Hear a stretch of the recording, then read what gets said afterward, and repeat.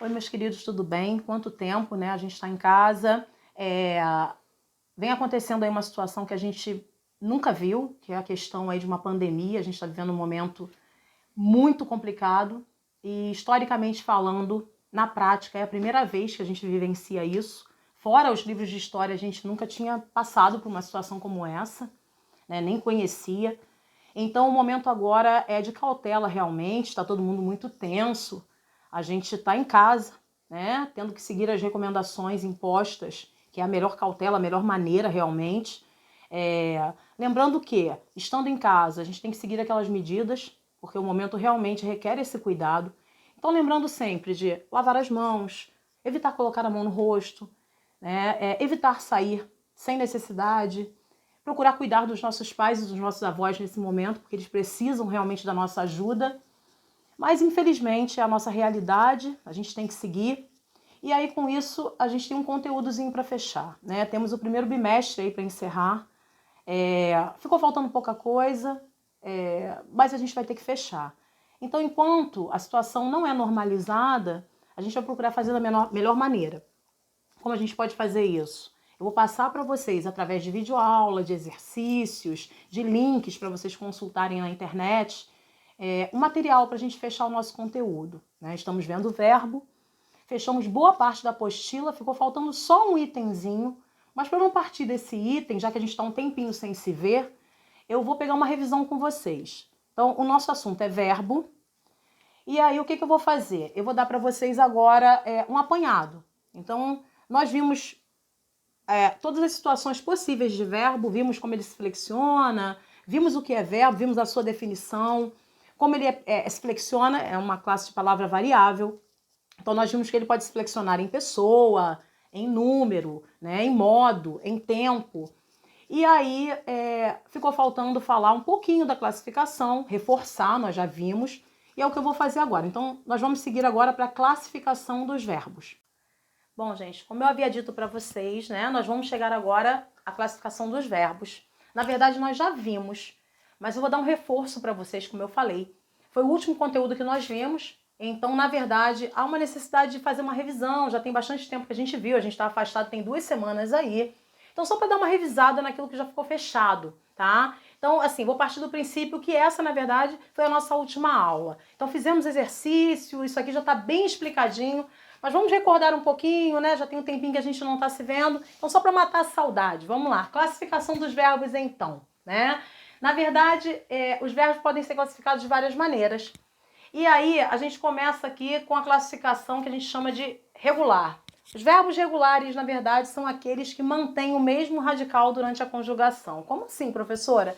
Na verdade, quando eu conjugo, tem 2 tempos verbais aí que são os tempos verbais de macete, né? Que é a chave do negócio. Quando eu conjugo no presente do indicativo e no pretérito perfeito, que é o passado, né? E verifico que o radical se mantém, esse verbo é classificado como regular. Na sala de aula eu peguei vários exemplos e aí eu coloquei aqui para vocês o verbo andar. Qual é o radical do verbo andar? Na verdade, o verbo andar tem como radical da letra A até a letra D. E aí, quando eu conjugo no presente do indicativo, esse radical se mantém intacto. Quando eu conjugo no pretérito perfeito do indicativo, esse radical também se mantém intacto. Então, por ele não sofrer alteração, eu digo que esse verbo é regular. Professora, se não apresentou mudança no presente do indicativo e no pretérito, vai acontecer em outro tempo verbal? Ele pode ser classificado como irregular porque em outro tempo verbal tem mudança? Não. A gramática deixa isso muito claro. São esses 2 tempos verbais que eu vou usar como chave. Na verdade, se não apresentar irregularidade nem no presente do indicativo, nem no pretérito perfeito, ele não apresenta mais. Então, esse verbo ele tem que manter o radical nesses 2 tempos verbais. Geralmente, a irregularidade se apresenta logo na primeira pessoa, geralmente no presente do indicativo. Mas aí eu já posso classificar como regular se não apresentar alteração no presente? Não. Por isso eu tenho o pretérito perfeito também para tirar a prova, tá? Se a irregularidade não aparecer nem no presente e nem no pretérito, não aparece mais, esse verbo é chamado de regular. Então o radical dele tem que se manter intacto durante a conjugação desses 2 tempos verbais, presente do indicativo e pretérito perfeito do indicativo, ok? Beleza. Verbos irregulares, né? Um verbo ele é classificado como irregular quando na verdade ele é o contrário do regular. O regular não apresenta mudança na conjugação. O irregular, ele vai apresentar mudança no seu radical durante a conjugação, novamente falando, desses dois tempos verbais. Quais são eles? Presente do indicativo e pretérito perfeito do indicativo. Se ele apresentar mudança durante a conjugação desses dois tempos verbais, ou de um ou de outro, né, ele vai ser classificado como irregular. Geralmente, essa alteração é feita na primeira pessoa no presente do indicativo.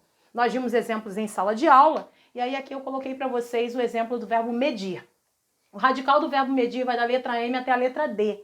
Mas reparem que quando eu conjugo na primeira pessoa do presente do indicativo, o medir se transforma em meço. O radical se alterou. Professor, e quando se altera no presente, eu preciso conjugar no pretérito? Não. Se a irregularidade aparecer logo no presente do indicativo, não há necessidade de conjugar no pretérito perfeito. Mas a gramática fala que, como esses dois tempos são os tempos-chave, é a partir deles que você vai saber se ele é regular ou irregular, o verbo, então é legal você fazer a conjugação. Mas se no presente já aparecer a mudança, eu não preciso conjugar no pretérito perfeito, ok? Mas sempre lembrando desses dois tempos verbais. Fica a dica, cuidado, tá? Às vezes o que acontece? Um verbo, por questões fonéticas, sofre alteração na letra. Como assim? Em sala de aula eu fiz isso de exemplo com vocês.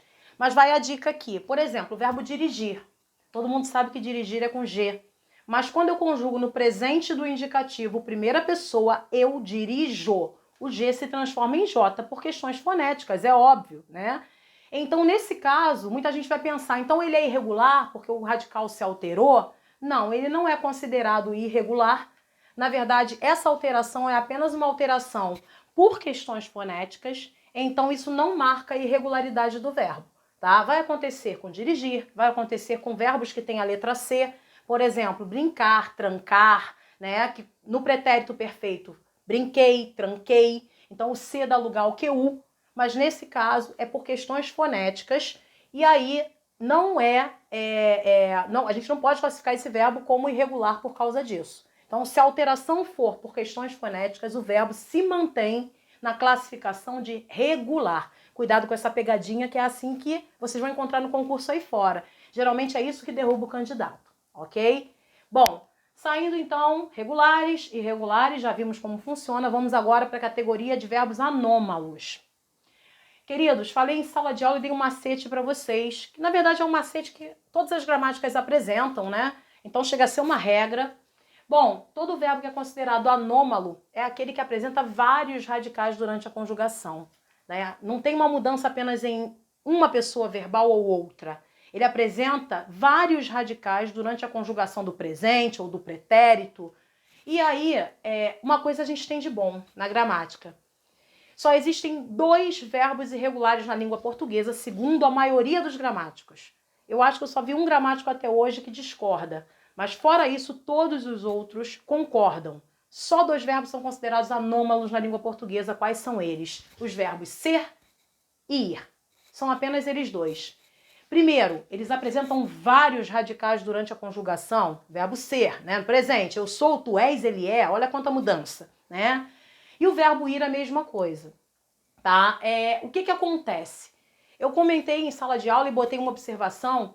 Existe uma coisa engraçada com esses 2 verbos e talvez seja esse o motivo pelo qual sejam os únicos considerados como anômalos. Existe uma química entre eles, acontece um fenômeno que quando eles são conjugados no pretérito perfeito, isso só vai acontecer com esses 2 verbos, quando eles são conjugados no pretérito perfeito, ou seja, no passado, eles ficam idênticos. E aí eu dei até em sala de aula um exemplo, que eu coloquei aqui também. Por exemplo, eu ontem fui feliz. Eu estou usando aí o verbo ser. Aí agora eu vou usar o verbo ir. Eu ontem fui à festa. Repara que eles ficaram iguaizinhos, tá? Na verdade, se eu conjugar em todo o pretérito perfeito, esses 2 verbos ficam idênticos. Ou seja, a gente brinca que é uma química entre eles. Na verdade, é uma explosão ali, há um fenômeno que só vai acontecer com esses 2. Então, por esse motivo, talvez sejam os únicos anômalos da língua portuguesa. Há vários verbos irregulares, com irregularidades absurdas, mas anômalos, só esses 2. Tá bom, gente? Então fica a dica aí, não esqueçam disso. Isso é um macete também. Beleza, verbos defectivos. Vamos lá. O que é um verbo defectivo? Como o nome já diz. Defectivos porque eles apresentam defeito. Que tipo de defeito? Eles não têm toda a conjugação completa. Como assim? Eu não consigo conjugar os verbos que são chamados de defectivos em todas as pessoas verbais. Muitos deles só têm a terceira pessoa do singular, equivalente a ele, você, né, ela. O que acontece? Como é que eu vou saber que um verbo é defectivo? Vou ter que conjugar todos os verbos? Aí ficam as dicas que eu dei em sala de aula também. Quando você encontrar qualquer verbo que indique fenômeno da natureza, ou quando eu encontrar o verbo haver, com sentido de existir, acontecer ou indicando tempo, o verbo fazer na indicação de tempo, entre outros, né? Eu posso classificá-los como defectivos. Mas, professora, por quê? Se você pegar os verbos que indicam fenômeno da natureza, exemplo aí o verbo chover, não há conjugação em todas as pessoas verbais. O verbo chover só se apresenta na terceira pessoa do singular equivalente a ele. Então você usa lá uma mudança às vezes até de tempo verbal, de modo verbal, mas nunca de pessoa. Não existe conjugação para o verbo chover quando ele indica fenômeno. Eu não digo eu chovo, tu choves, né? Então o que eu posso fazer? Chove, choveu, choverá, chovia. Varia, no caso aí, variam, os tempos verbais. Pode variar o modo verbal, mas nunca a pessoa. Então ele é considerado defectivo porque ele só apresenta uma pessoa verbal. Todo verbo que não tem a sua conjugação completa é chamado de defectivo. E aí você tem aí como encaixe, foi o que eu falei, todos que indicam fenômeno da natureza, porque são impessoais. Então todo verbo impessoal é defectivo, professora? Sim, tá? E aí a gente tem o verbo haver, como eu coloquei para vocês lá na apostila e dei de exemplo. Verbo haver sempre? Não, quando ele tem sentido de existir, ou acontecer, ou indica tempo. Verbo fazer na indicação de tempo. Então, eles não vão para o plural, só existem na terceira pessoa, são considerados impessoais. E aí, defectivos também. O que acontece? Eu coloquei de exemplo aqui para vocês um verbo que é o precaver. É um verbo que a gente pouco usa, geralmente as pessoas mais jovens não utilizam, mas é um verbo até estranho, ele é exótico. Por quê? Eu tenho aqui 6 pessoas verbais e ele só pode ser conjugado em 2, aqui no caso no presente do indicativo. Quais são as 2? Nós e vós. Ué, e o que eu faço com eu, com tu, ele, o eles? Simplesmente não tem conjugação. O que acontece? Nesse caso, para você usar esse verbo, se você quiser continuar usando, você vai ter que usar um auxiliar e usar uma forma nominal, tá? Estou me precavendo ou de outro modo. Se não, usar um sinônimo. Mas eles não se apresentam na primeira pessoa, nem na segunda pessoa, nem na terceira pessoa do singular e nem na terceira do plural. Então ele só existe nessas duas formas verbais, nessas duas pessoas verbais aqui, nós e vós, tá? Então eu botei para vocês de exemplo na apostila, na última parte da apostila, vários verbos que são considerados defectivos. E aí eu queria que vocês dessem uma olhadinha. Fora esses que são defectivos, tem os verbos que apresentam um problema na sua conjugação, alguns verbos exóticos, alguns irregulares que a gente nem conhece. Eu coloquei para vocês e queria que vocês dessem uma olhadinha lá, se possível. Outra coisa, um verbo ele também vai ser chamado de defectivo quando ele cai num fenômeno chamado cacofonia. O que é isso? Cacofonia seria aquele som desagradável. O que acontece? Eu dei de exemplo na sala de aula o verbo computar. O verbo computar, na verdade, ele vai ser chamado de defectivo porque ele também não é conjugado em todas as pessoas verbais. Se eu fosse conjugar esse verbo no presente do indicativo primeira pessoa, ficaria muito feio. Eu... E aí fica estranho. Alguém tá passando e ouve você falando, vai pensar o quê? Então, na verdade, o tu, então, fica mais feio ainda. Tu... Enfim, então... Como ele fica exótico e fica, né, na verdade gera uma cacofonia, que é esse som desagradável e gera até uma ambiguidade para quem está ouvindo, né, ele também é considerado defectivo, assim como vários outros aí na língua portuguesa. E aí, na hora de conjugar, a opção que eu dei para vocês. Ou eu uso um auxiliar e uso uma forma nominal, né, estou computando, vou computar, né, ainda assim não fica muito legal, ou então eu uso um sinônimo. Tá? Essa é a dica para vocês aí então, muito cuidado. Queridos, fechando então essa parte de classificação dos verbos que nós já vimos em sala, é apenas um reforço. Entramos agora nos verbos que nós chamamos de abundantes. Os verbos abundantes, na verdade, são aqueles que têm mais de uma forma equivalente, corretamente, né, apresentada. Então, na verdade, eles apresentam às vezes 2 ou mais formas corretas.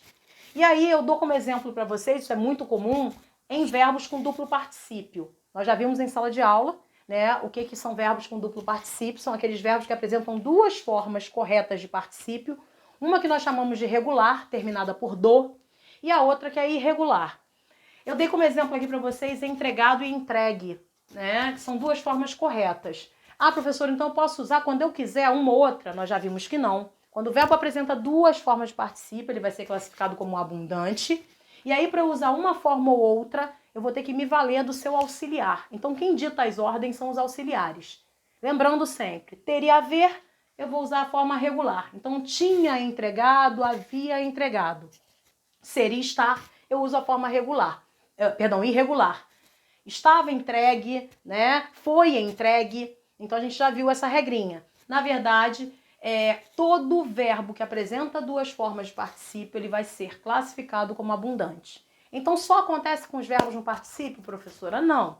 Vai acontecer com outros verbos, mas não é um fenômeno comum, tá? É muito mais comum com verbos com duplo particípio. Só que eu tenho o verbo haver.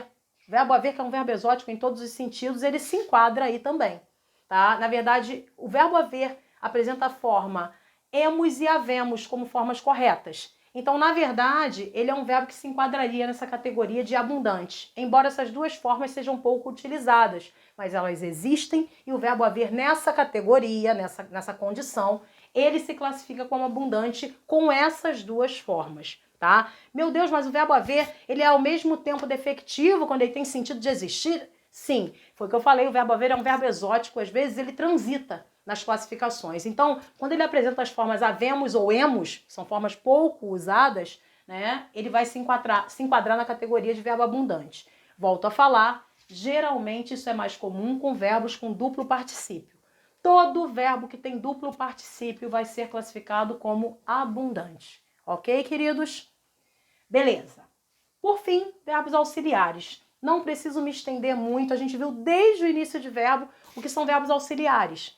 Toda vez que eu falo em locução verbal, né, a gente fala de um verbo ou mais de um, na verdade, considerados como auxiliares. Que verbos são esses? Como o nome já diz, eles auxiliam um verbo que eu chamo de principal. Então eles vêm na frente e, na verdade, eu tenho um verbo principal que geralmente se apresenta numa forma nominal. Particípio, infinitivo ou gerúndio. E aí eu tenho como principais verbos auxiliares, os mais usados na língua portuguesa. Nós já vimos a beça aqui. Eu tenho o ter e haver e tenho o ser e estar, são os mais comuns. Mas tem outros, professora? Tem, tá? Por exemplo, se eu falar aqui pode chover, eu estou usando o verbo poder aí no caso, como verbo auxiliar do verbo chover, que é principal. Então não vai acontecer só com esses quatro, mas eu estou dizendo para vocês que esses são os mais comuns. E é justamente essa classificação aqui, são esses quatro verbos aqui que vão ditar a ordem na classificação dos abundantes, como regular e irregular no caso do duplo particípio. Então viu como é que tem uma importância aí. Então muito cuidado com isso, atenção nessa classificação, tá bom, queridos? Eu coloquei como exemplo aqui, os policiais haviam soltado o suspeito. Mas o haver aqui está se flexionando? Sim, aqui ele é auxiliar. Então ele tem plural, ele segue a regra normalmente. Tá? Quem é o principal aqui é o soltar, que está na forma de particípio, na forma nominal de particípio. E aqui o suspeito está solto. Eu usei a forma irregular ali, de particípio, e como auxiliar eu tenho o verbo estar. Então são os mais comuns, ter e haver, ser e estar, foi o que eu falei. Claro que outros também podem se enquadrar nessa categoria. Ok, queridos? Fechamos até aqui? Então essa primeira parte fechada. Ótimo. Isso foi uma revisão do que nós já havíamos visto. Agora a gente entra numa parte que eu falei, pincelei em sala de aula para vocês, mas que talvez não tenha ficado muito clara, porque nós não tivemos tempo para reforçar. Então entramos agora na parte final. Nós vamos ver agora as formas risotônicas e arrisotônicas. Professor, o que é isso? Isso aí é muito simples, tá? Prestem só atenção, que é uma coisa fácil e rápida. Toda vez que vocês ouvirem falar em formas risotônicas ou arrisotônicas dos verbos, na verdade, eu estou falando sobre a tonicidade do radical. Como assim, professora? Todo verbo ele tem um radical, que é uma parte de destaque, que geralmente se repete durante a conjugação quando o verbo é regular. Nós vimos isso aqui agora. Na verdade, as formas risotônicas de verbo são aquelas em que eu tenho a tonicidade dentro do radical. Então, eu olhei para um verbo, tá? Um tempo verbal determinado. verifico que quando eu pronuncio aquele tempo verbal, aquela forma verbal ali, a sílaba tônica cai dentro do radical. Então eu vou dizer que esse verbo se apresenta na forma risotônica. Só para deixar isso mais claro, riso em grego significa raiz. Tônico, vocês já sabem o que significa, forte. Então uma forma risotônica significa com raiz forte. Ou seja, é quando o verbo apresenta o seu radical tônico. A tonicidade cai dentro dele. Então quando eu digo aqui, eu ando de bicicleta todos os dias, o radical do verbo andar vai da letra A até a letra D. E aí eu falo, eu ando. Ou seja, a tonicidade está na sílaba dentro do radical. Dentro do radical que vai até a letra D. Eu até destaquei para vocês aqui. Agora, olha aqui. A forma vai ser chamada de arrisotônica quando justamente a tonicidade cair fora. Se risotônica significa raiz tônica, arrisotônica significa raiz sem tonicidade. O A que aparece aqui é um prefixo que marca a ausência ou a negação. Então, no caso, eu botei o mesmo verbo, só que agora com outro exemplo. Olhem para cá. O radical continua indo até a letra D. Eu usei o verbo andar. Só que olhem aqui quando eu pronuncio, né? Nós andaremos. Eu tenho aqui o futuro. Reparem que a tonicidade está totalmente fora do radical. Então, eu digo que aqui eu tenho uma forma chamada de arrisotônica, ou seja, a raiz não é tônica. A tonicidade cai fora do radical. Deixei isso aí para vocês como macete. Está lá no resuminho para vocês, fora da apostila, vocês vão encontrar esse resumo dentro da plataforma. Queridos, para finalizar, a última parte agora aqui para vocês, né? Eu vou pedir aqui para a gente poder olhar. Peço atenção para vocês aqui agora. Eu vou fazer uma alteraçãozinha aqui para mostrar para vocês um grupo chamado Mário dos verbos. Gente, chegamos ao final, então, aqui agora, né, de verbo, fechando aí o primeiro bimestre, graças a Deus, né, verbo, né, gente? Eu pedi um destaque aqui para vocês. Coloquei aqui atenção. Bom, existe um grupo de verbos, gente. A gente falou de formas risotônicas e arrisotônicas agora, né? Então, completando isso aí, que é uma partezinha fácil, raiz tônica, tonicidade dentro da raiz, tonicidade fora da raiz do verbo, ótimo. Só que quando você for fazer um concurso, o cara não vai colocar isso para você. O que são formas risotônicas e arrisotônicas? É muito fácil. A questão toda está em cima desse grupo aqui, por isso eu pedi atenção. Existe um grupo na língua portuguesa de verbos. Esse grupo foi apelidado como grupo Mário. Mário sem acento, tá, gente? Na verdade, esse grupo, faz parte dele, uma sequência de verbos terminados por iar. Essa sequência de verbos, as suas iniciais, formam o tal do grupo Mário. Que verbos são esses? Mediar, reparem a terminação iar, ansiar, remediar, incendiar e odiar. Reparem que eu colocando aqui na vertical para vocês, fica nítida a palavra Mário, sem o acento, né? Então uma forma da gente lembrar e nunca mais esquecer. Quando vocês ouvirem falar nesse grupo Mário, tem tudo a ver com o que a gente falou agora de formas risotônicas e arrisotônicas. Esse grupo é o único grupo na língua portuguesa que é terminado por iar, ele apresenta a terminação iar, mediar, ansiar, remediar, incendiar, odiar. Eles são os únicos verbos que, quando eles são conjugados em algumas formas verbais, eles vão apresentar um ei aqui no meio, tá? Eu botei aqui no presente do indicativo, que geralmente é o tempo verbal que a gente mais utiliza para matar essas charadas. É o presente e o pretérito. No presente do indicativo, isso é perceptível. Olhem para cá. O mediar vira medeio. Então, eu medeio. Ansiar, eu anseio. Remediar, eu remedeio. Mas, professor, é feio. É o correto. Incendiar, incendeio. E odiar, odeio. Tá bom, professora, mas e daí? E daí que foi o que eu falei para vocês. Isso só vai acontecer com esse grupo de verbos. São eles os únicos que ganham esse ditongo aqui, né? Esse ei. Na conjugação. Isso vai acontecer aqui no presente do indicativo de forma muito nítida. Outros verbos que terminam por iar não apresentam essa mudança. Então, eu vou dar um exemplo para vocês. Copiar é um verbo que tem a mesma terminação, iar. Na hora em que eu conjugo no presente do indicativo, primeira pessoa, eu copio. Reparem que esse som, ei, esse elemento ei, não aparece. Por quê? Porque copiar não faz parte do grupo Mário. Essa mudança do ei né? Tirando o io, entrando o eio, só vai acontecer com o grupo mário, que são verbos terminados por iar e que pertencem a essa categoria. Todos os outros que terminam por iar vão fazer a sua conjugação da forma natural, utilizando apenas o i. Como assim? Eu copio, avaliar, eu avalio, premiar, eu premio. Ou seja, na dúvida da conjugação, prestem bastante atenção. Terminou por iar, faz parte do grupo mário. Primeira pessoa presente do indicativo já ganha logo o elemento ei. Então, quando cai no concurso forma risotônica e arrisotônica, geralmente, quando eu tenho aí essa classificação, as formas risotônicas desse grupo vão apresentar esse elemento ei. Então fica a dica, não esqueçam, quando ouvirem falar do grupo mário, já sabem que nas formas risotônicas eles vão apresentar esse elemento ei. Só vai acontecer com esse grupo de verbos, tá bom, queridos? Gente, finalizamos aí verbo, tá? Eu coloquei para vocês, disponibilizei lá na página de vocês todos esses macetes, tudo que eu falei aqui agora. Então, se você tiver dificuldade de repente, porque são muitas aulas para assistir, muitos exercícios para fazer nesse período, se vocês encontrarem qualquer dificuldade, vou ter que voltar no vídeo da Mary, né? São outros vídeos para ver. Não se preocupem, tudo que eu falei aqui agora, com os macetes, as dicas, como eu sempre faço em sala de aula, eu coloquei para vocês num resuminho. Esse resumo está disponibilizado para vocês na plataforma. Então você tem lá o vídeo com a explicação, você tem um resumo de tudo que eu falei, né, desse conteúdo de primeiro bimestre, no caso da gente aí, verbo, desde o início até o finalzinho aí. E eu ainda disponibilizei uma bateria de exercícios, tá? Depois eu vou colocar para vocês lá uns links para vocês verificarem como os verbos acontecem em letras de música. Então acompanhem a evolução da plataforma, tá?